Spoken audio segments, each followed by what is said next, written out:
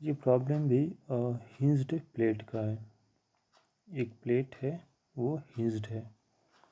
Question पढ़ते हैं। Rectangular plate weighing 58.86 Newton is suspended vertically by a hinge on the top of a horizontal edge। मान लो कि एक horizontal edge है, ठीक है। इस पर ये एक वर्टिकली एक रेक्टेंगुलर प्लेट है। इस पर ये हिंज्ड है, मीन्स कि इसके अराउंड ये जो प्लेट है ये रोटेट कर सकता है, ठीक है। इसके अराउंड रोटेट कर सकता है। और इस प्लेट का जो वेट है, तो वेट कहाँ से लेते हैं, सेंटर से लेंगे ना। इस और रेक्टेंगुलर प्लेट है, इस रेक्टेंगुलर प्लेट का जो सेंटर रहता है वही इसका सेंटर ऑफ ग्रेविटी होता है। यहीं पर टोटल इसका मास कंसंट्रेटेड रहता है। तो डब्ल्यू इसका ये हो गया यहाँ पे 58.86 न्यूटन ये दिया हुआ है। रेक्टेंगुलर प्लेट है, वेट इसका 58.86 न्यूटन है, सस्पेंडेड वर्टिकली, ठीक है, वर्टिकली सस्पेंडेड है by a hinge on the top of a horizontal edge. ये हॉरिजेंटल एज है, इससे वर्टिकली ये हिंज है, ठीक है। चलो अब आगे देखते हैं। अब आगे बोल रहा है the centre of gravity of the plate is 10 centimetre from the hinge. अब देखो ये हॉरिजेंटल हो गया, अब ये रेक्टेंगुलर प्लेट है, अब इसका सेंटर तो यहाँ है, ठीक है, सेंटर ऑफ ग्रेविटी। तो बोला the centre of gravity of the plate is 10 centimetre from the hinge, यानी कि ये जो है 10 सेंटीमीटर दूर इसका सेंटर ऑफ ग्रेविटी है। आगे पढ़ते हैं। और horizontal jet of water 2 centimetre diameter. देखो अब जो जेट है, वाटर का जो जेट है जो ये निकलेगा वाटर, उसका डायमीटर दे दिया है कितना, 15 क्या दे दिया है, जेट का horizontal jet of water 2 centimetre diameter, ठीक है। हाँ 2 सेंटीमीटर डायमीटर उसका जेट का डायमीटर है, ठीक है। ऐसे है, जेट ऐसे निकलेगा, इसका डाया जो है वो क्या दे दिया है, 2 सेंटीमीटर दे दिया है। Whose axis is 15 centimetre below the hinge impinges normally on the plate with a velocity of 5 metre पर सेकेंड। और जेट का जो वेलोसिटी क्या दे दिया है, 5 मीटर पर सेकेंड। और इस प्लेट को, और ये जो प्लेट है, प्लेट का तो यहाँ पर सेंटर ऑफ ग्रेविटी कहाँ था, 10 सेंटीमीटर नीचे है। लेकिन जो ये जेट है वो कहाँ पर इसको हिट कर रहा है, इस प्लेट को 50 सेंटीमीटर बिलो द हिंज। ये जो हिंज है इससे 15 सेंटीमीटर नीचे, यानी कि ये 10 है तो नीचे भी यहाँ से यहाँ भी 10 होगा ना, 10 सेंटीमीटर। तो इसका हाफ जो है यहाँ पे लगभग कुछ होगा, ठीक है। यहाँ से यहाँ 5 सेंटीमीटर होगा। तो 10 सेंटीमीटर प्लस 5 सेंटीमीटर टोटल हो गया 15 सेंटीमीटर। यानी कि इस जगह पर तुम्हारा जेट जो है वो हीट कर रहा है, ठीक है। यही बोल रहा है वेलोसिटी ऑफ किस वेलोसिटी से हीट कर रहा है, 5 मीटर पर सेकेंड से वो हीट कर रहा है, ठीक है। इतना क्लियर हो गया। अब बोल रहा है find the horizontal force applied at the centre of the gravity to maintain the plate in its vertical position. अब बताओ ये हिंज लगा हुआ है और ये रेक्टेंगुलर प्लेट है। अब ये अगर जेट 5 मीटर पर सेकेंड से प्लेट को हिट करेगा तो ऑब्वियस है ये प्लेट क्या हो जाएगा, स्विंग कर जाएगा। लेकिन स्विंग ना करे इसलिए क्या करना होगा, एक फोर्स लगाना पड़ेगा। कहाँ, अपोजिट डायरेक्शन में जेट का, जो उसको पुश करके रखेगा जिससे कि प्लेट हमेशा वर्टिकल रहे। कहाँ पर ये फोर्स लगाने के लिए बोल रहा है, find the horizontal force applied at the centre of the gravity. इसी सेंटर ऑफ ग्रेविटी पे लगाना है। यानी कि ओवर ये हो गया कि ये हो गया हिंज, मान लो ओ पॉइंट हो गया, ये हिंज हो गया, ये हो गया प्लेट, इसका ये सेंटर ऑफ ग्रेविटी ये हो गया, ठीक है। और इस पॉइंट पर तुम्हारा जेट हीट कर रहा है और तुमको एक फोर्स लगाना है इस साइड P, जिससे कि ये वर्टिकल रहे, ठीक है। अब ये फोर्स क्या होगा वो निकालना है। चलो हम लोग देख लिए, देखो यहाँ पे वेट दे दिया 58.86 न्यूटन, ठीक है, ये दे दिया है। अभी हम लोग मान लिए कि यहाँ से यहाँ को x मान लिए हैं, ठीक है, x। अब वो क्या सेंटर ऑफ ग्रेविटी है, इसको मान लीजिए 0.1 मीटर हो जाएगा, ऐसा यूनिट में चेंज कर दिए। जेट का डायमीटर दे दिया है 0.02 मीटर हो गया, ऐसा यूनिट में। क्रॉस सेक्शन एरिया पता चल गया, जेट क्या हो गया, क्या π/4d² वैल्यू रखेंगे तो इसका ये वैल्यू आ जाएगा, ठीक है। Distance of the axis of the jet of water from the hinge वो भी दिया हुआ है, क्या ये कहाँ पर हो, कितना दूर नीचे हो रहा है, ये हो रहा है 15 सेंटीमीटर नीचे, ठीक है, ये भी दे दिया है, इसको भी ऐसा यूनिट में चेंज कर दिया। और वेलोसिटी ऑफ जेट भी दे दिया है 5 मीटर पर सेकेंड। अब हमको निकालना है ये फोर्स। ऐसा प्रॉब्लम हम लोग पीछे भी देख चुके हैं, ये उसी तरह से सेम प्रॉब्लम है और सेम तरह से निकलेगा। हम लोग क्या करेंगे, जितने भी फोर्सेज इस पर लग रहे हैं उसको उसको हम लोग उसका हम लोग टॉर्क है ना अबाउट एक्सिस ओ निकाल देंगे और उसको इक्वेट कर देंगे, ठीक है। एक है ना क्लॉकवाइज है ना फोर्स, एक क्लॉकवाइज टॉर्क लगेगा, एक एंटी क्लॉकवाइज टॉर्क लगेगा और हम लोग उसको बैलेंस कर देंगे, ठीक है। अभी देखो यहाँ पर हम लोग देख लेते हैं वही चीज़, देखो वही चीज़ इस फोटो में दिया हुआ है कि यहाँ पे वेलोसिटी लग रहा है, आ रहा है, इधर पे फोर्स लगाना पड़ रहा है, यहाँ फोर्स लगाना पड़ रहा है। तो हम लोग है ना, आप पहले वीडियोस में भी हम लोग काफ़ी देख चुके हैं, काफ़ी बार देख चुके हैं, यहाँ भी फिर से बता देते हैं कि ये जो फोर्स लगाएगा जेट इस प्लेट पर वो कितना होगा, ठीक है। तो फोर्स क्या हो जाएगा by jet, mass rate of jet क्या हो जाएगा, ρAv आएगा, ठीक है, ρAv आएगा और v से ही इस पर हिट कर रहा है तो v हो जाएगा और वाटर क्या होगा, इधर निकल जाएगा और इधर निकल जाएगा, यानी इस तरफ इस डायरेक्शन में फाइनल वेलोसिटी 0 रह जाएगा, यानी क्या हो जा रहा है ρAv², देखो वही है। अब हम डेंसिटी जानते हैं वाटर का 1000 kg/m³ होता है, वो रख दें। क्रॉस सेक्शन एरिया पीछे निकाल चुके हैं, उसका वैल्यू यहाँ रख दिया। वेलोसिटी ऑफ जेट दे ही दिया है, ठीक है, 5 मीटर पर सेकेंड दिया हुआ है, वो भी रख दिए। तो निकल गया 7.85 न्यूटन, यानी कि जेट का जो फोर्स है वो 7.85 न्यूटन है, ठीक है। अभी हमें निकालना है क्या कि क्या कितना फोर्स हम इस पर लगाएं, ठीक है, जिससे कि ये वर्टिकल ही रहे।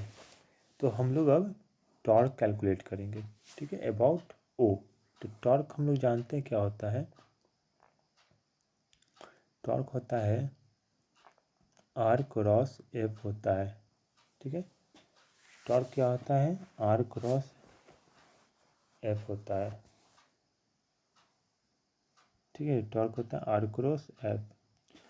और एक बात और जानते होगे आप, टॉर्क में टॉर्क को ऐसे भी लिखते हैं R�perpendicular F, ठीक है, R�perpendicular F भी लिखते हैं, यानी कि जो उसका आर्म है, ये आर्म है, फोर्स किधर भी लगे उसका उस पर जिस तरफ में आर्म है, कहाँ से, ये आपको इस एक्सिस से, ये जो O है इस पॉइंट से, अगर मान लो कि P है तो इसका आर्म ये होगा, ठीक है, ये P इस साइड है तो इसका आर्म ये हो गया, तो ये आर्म इस फोर्स पर परपेंडिकुलर है, ठीक है। तो हमको इस पॉइंट से फोर्स पर परपेंडिकुलर डिस्टेंस बस कैलकुलेट कर देंगे और उसको मल्टीप्लाई कर देंगे तो तुम्हारा टॉर्क वो भी आ जाएगा, ठीक है। अभी आ जाओ, तो हम लोग अभी इस पॉइंट पे टॉर्क निकालेंगे, नेट टॉर्क निकालेंगे।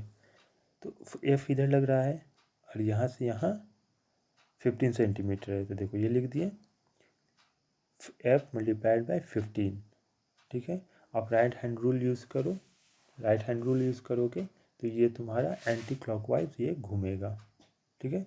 एंटी क्लॉकवाइज को मान लो आप निगेटिव, ठीक है, मान लो तो क्लॉकवाइज को पॉजिटिव मान लेंगे। और अब देखो ये फोर्स पी इस डायरेक्शन में, दो ही फोर्स लग रहा है ना, ठीक है, दो ही फोर्स लग रहा है। अब वेट भी है, लेकिन वेट यहाँ पर कोई मायने नहीं रखेगा, इसीलिए क्योंकि इस एक्सिस पर ही ये आ जा रहा है, ठीक है। तो आर मान लो कि यहाँ से यहाँ, यहाँ से यहाँ क्या है 10 सेंटीमीटर, ठीक है। मान लो कि वेट के कारण लिख लेते हैं, वेट के कारण क्या होगा टॉर्क, ठीक है।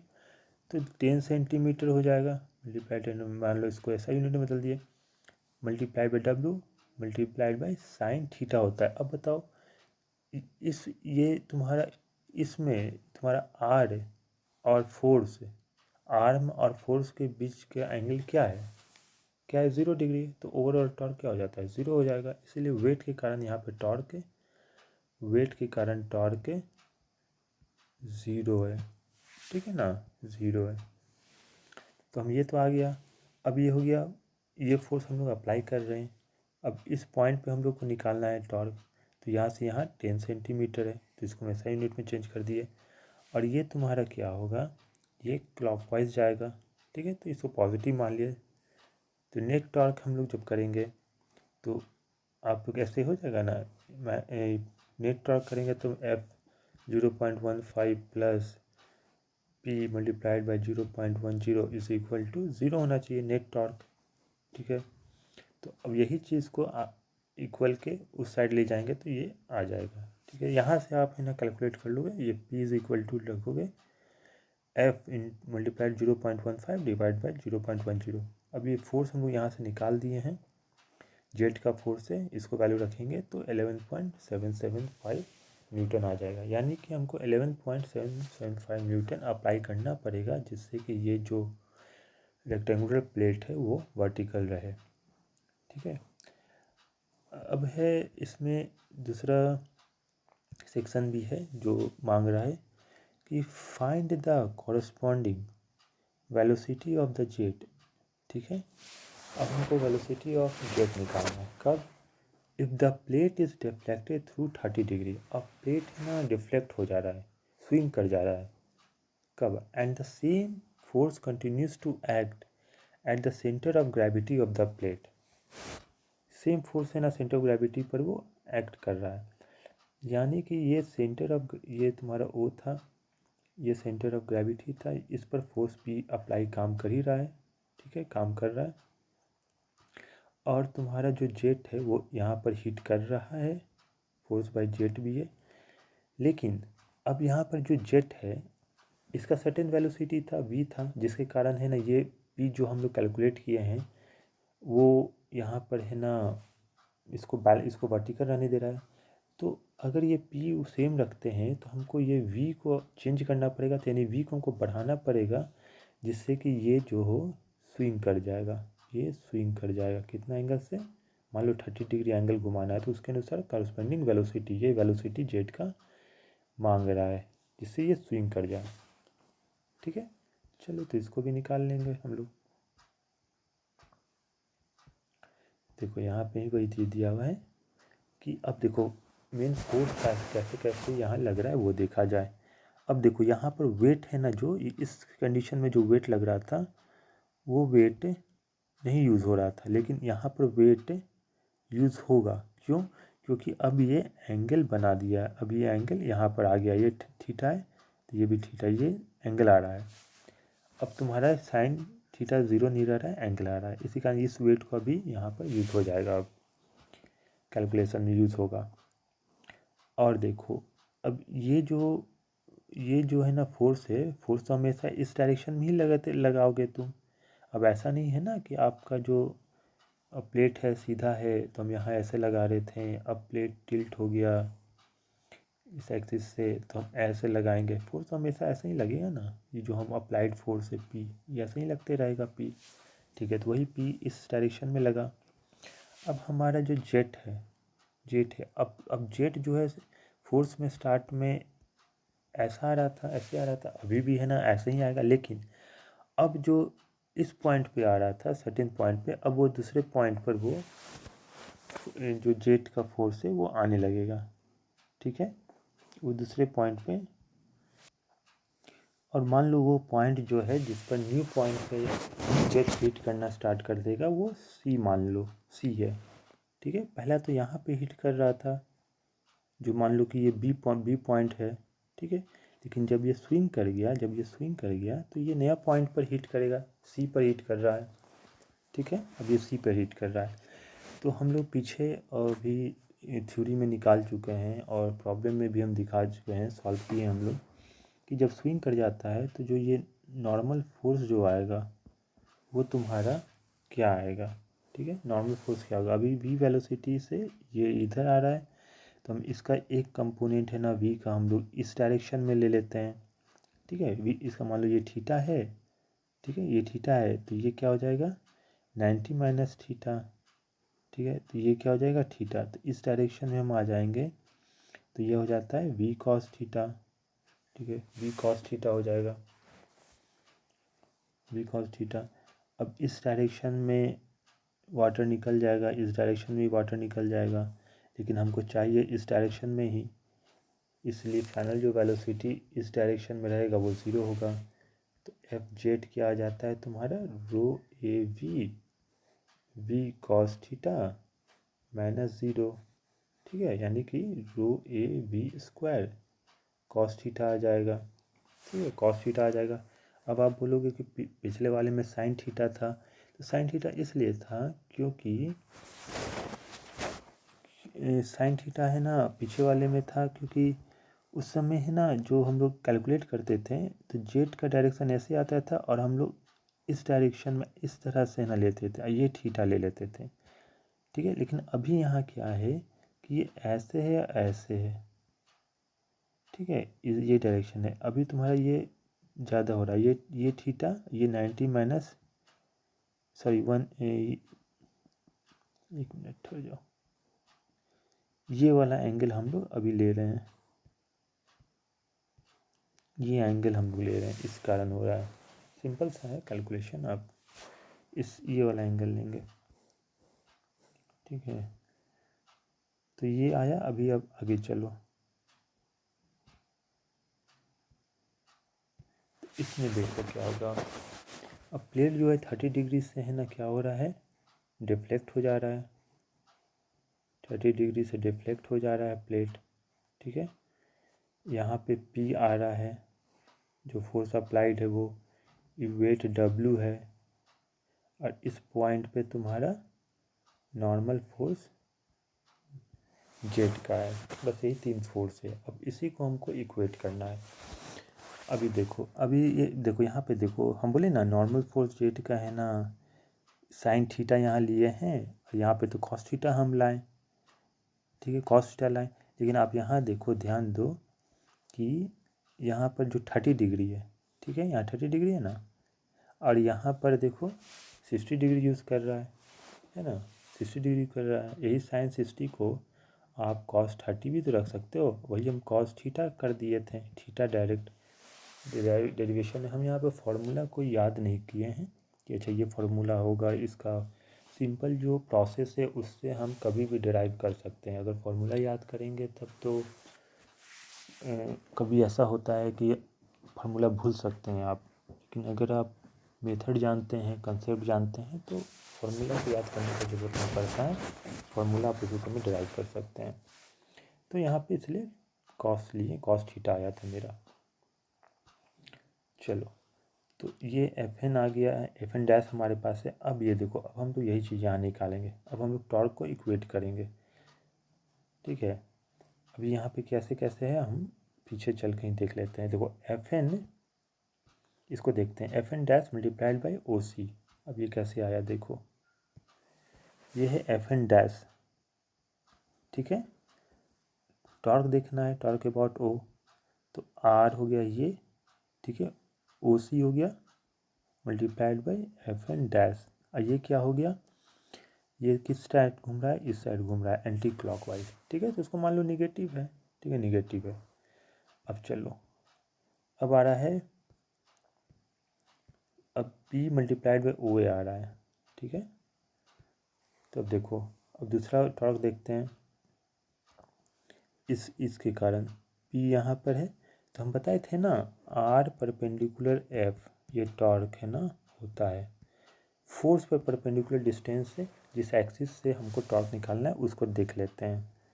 तो यहाँ पर देखो यहाँ फोर्स पी है, ठीक है, तो पी को बढ़ा दो, पी को बढ़ा दो और ओ जिस एक्सिस से निकाल रहे हैं उस एक्सिस से इस पर परपेंडिकुलर ड्रॉ कर दो। तो ये आ रहा है परपेंडिकुलर, तो यहाँ ओ ए है, तो ओ ए मल्टीप्लाइड बाई पी, ठीक है, ये आ गया। अब देखो ये किस डायरेक्शन में जा रहा है, ये इस डायरेक्शन में जाएगा। अपने राइट हैंड रूल यूज़ करोगे ना तो मान लो ये पॉजिटिव हो गया। चलो अब है तुम्हारा ये देखो W मल्टीप्लाइड बाई ए जी है, ये किसके कारण, वेट के कारण टॉर्क है। अब वेट के कारण टॉर्क कैसे आएगा, अब वेट यहाँ इस साइड डायरेक्शन में लग रहा है, ठीक है, तो इसको बढ़ा दो ऐसे, ठीक है, वेट। अब इस पर परपेंडिकुलर ड्रॉ कर देते हैं हम लोग यहाँ पे, तो ये परपेंडिकुलर ड्रॉ करेंगे तो क्या हो रहा है, ए जी ही आ रहा है ना, ये ए जी, ये ए जी ही है, तो क्या हो जाएगा नया एक और torque A G multiplied by W, ठीक है। अब ये किस डायरेक्शन में होगा, वो A G multiplied by W, ठीक है। तो ये तुम्हारा देखो आर इस साइड में है, आर ये हो गया और डब्ल्यू नीचे है, तो ये भी तुम्हारा आर डब्ल्यू देखो इस डायरेक्शन में, ये भी तुम्हारा पॉजिटिव होगा। तो दो पॉजिटिव एक निगेटिव, तो यानी ये दोनों ऐड हो जाएगा और ये इक्वल के उस साइड में चला जाएगा, ठीक है। चलो तो वही चीज़ यहाँ पर कर दिए हैं। अब हम एफ एन डैश का अब हम देखो ओ सी का वैल्यू हम लोग देखते हैं क्या आएगा, ठीक है, ओ सी का वैल्यू। तो ओ सी है ना, हम लोग यहाँ से देख सकते हैं, बहुत आसानी से देख सकते हैं ओ सी क्या है, ओ सी ये है और यहाँ से ओ बी, ओ और ओ से बी, ओ बी तो हम लोग जानते हैं ना क्या है, ओ बी 15 सेंटीमीटर दिया हुआ था जिस पर स्टार्टिंग में हिट कर रहा था, तो यहाँ से ओ सी निकाल देंगे, ठीक है। ओ सी क्या निकल जाएगा तुम्हारा, देखो O C is equal to O B by cos 30 है ना, ओ बी बाई कॉस 30 होगा ना, ओ सी इज इक्वल कॉस 30 यानी कॉस, देखो कॉस 30 इज इक्वल टू क्या हो जाएगा, बेस बटा हाइपोटेन्यूज होता है ना, ओ बी बटा ओ सी हो जाएगा, ठीक है। तो यहाँ से ओ सी निकल जाएगा O B divided by cos 30,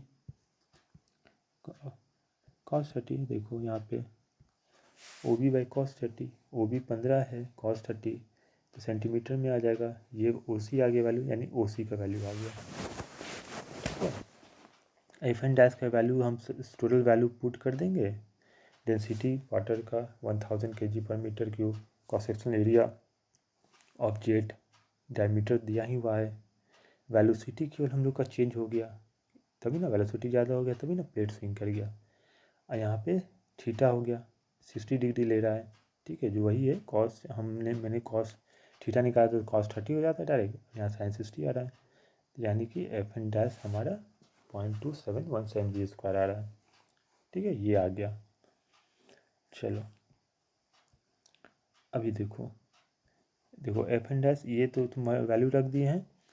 अब हमारा एफ एन डैश मल्टीप्लाइड ओ सी है ना, तो ओ सी का 0.1732, एफ एन डैश का ये 0.2717, इसको हम लोग रख दिए यहाँ पे, देखो 0.2717 है और ये 0.1732 ये रख दिया। अब इज इक्वल टू करेंगे, क्या है, पी का वैल्यू हम लोग निकाल चुके हैं ना, यहाँ देखो जिस फोर्स से हम लोग पुश कर रहे थे वो फोर्स तो रहने दे रहा था सेंटर ऑफ ग्रेविटी पर, तो 11.775 न्यूटन, तो यहाँ पे लड़ेगा, ओ ए निकालना है। अब देखो ओ ए क्या था, ओ ए यही था ना, ओ और ए, यानी कि ओ ए कितना था 10 सेंटीमीटर, तो 10 सेंटीमीटर ओ ए था, एक मिनट, ठीक है। तो ओ ए 10 सेंटीमीटर था,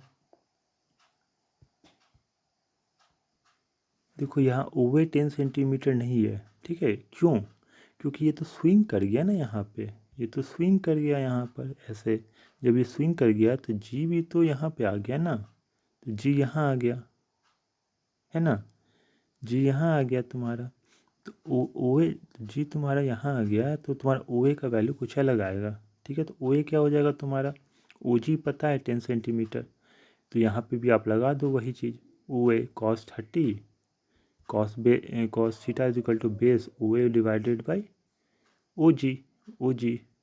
ओ जी कितना है 10 सेंटीमीटर।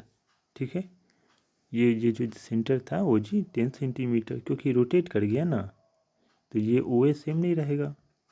ठीक है, तो यहाँ पर ओ ए देखो इसलिए लिखें ओ ए equal to O ji cos 30 आ गया। तो यहाँ से ओ ए का वैल्यू आ गया। अब देखो, अब हमको चाहिए क्या, और ये वैल्यू में यहाँ रख दी है और ये पी का वैल्यू था ही। अब हमको बचा है देखो डब्लू वेट तो शुरुआत में ही दे दिया था ना वैल्यू उसका 58.86 न्यूटन। तो 58.86 न्यूटन तो यहाँ रख दिया है यहाँ पर।